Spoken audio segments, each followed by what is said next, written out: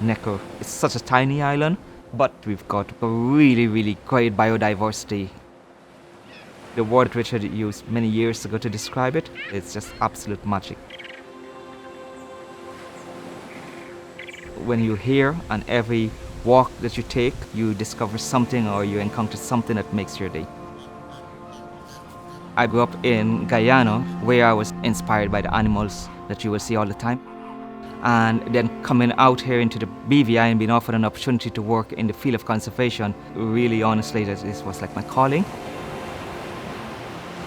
Necker Island is the closest thing I think you get to a nature conservancy. So we're working with native and non-native species.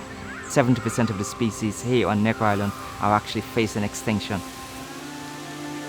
So the ethos, the essence of really having this wildlife conservation program is actually saving species from extinction by doing all we can. And that is what we're pretty much doing every day here on island, my team and I. To be honest with you, there's no typical day. Essentially, it's just centered around animals, to making sure that when you start and you go around all through the day, it factors in everything to do with the welfare of the animals here on island. The species that you see here on Necker Island are specifically selected based on the environment, the climate, which are similar to where they're from naturally. They're here for a specific reason of creating awareness for the animals, and also, where possible, making sure that we've got a vibrant, viable population. 400 or 500 years ago, flamingos used to be thriving throughout all of this region here, and they became extinct in the British Virgin Islands. The intent and purpose of having flamingos on Necker Island was to establish colonies of flamingos throughout the British Virgin Islands. In 2006, we brought in flamingos for the first time, and then about 2010, we started having babies, to the point of having a flock of flamingos of 400 or 500 and having 160 babies.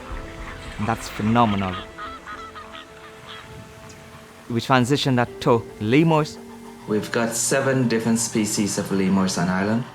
Again, we've placed a premium on being able to breed lemurs. For the red ruffs, we want as much babies as possible because the red ruffs are more critically endangered. The first time that we got our first lemur baby born on island, that was like magical.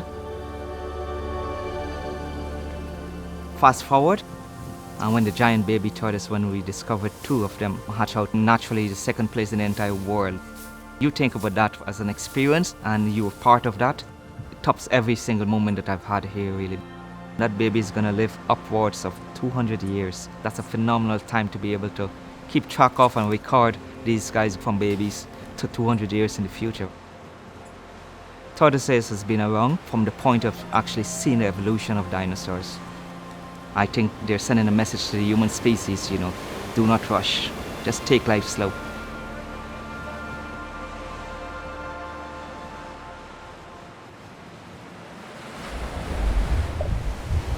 Protecting the oceans and the Caribbean Sea, which Necker Island is part of, is critically important.